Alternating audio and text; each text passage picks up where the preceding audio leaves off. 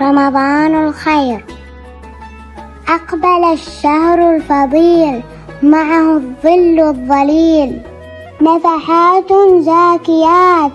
نحوها الروح تميل، وتفاصيل الحياة ما لها أي مثيل، كلها أيام خير منذ فجر للأصيل، ينبع الإيمان فيها مثل ماء السلسبيل، رمضان النور ترقى أنفسي فيه تطيل،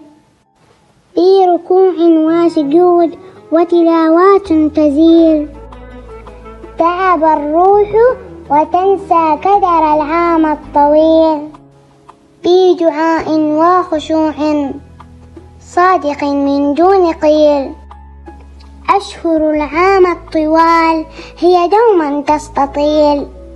إنما رمضان فينا ينثر القرب الجزيل، حين تهفو النفس صدقا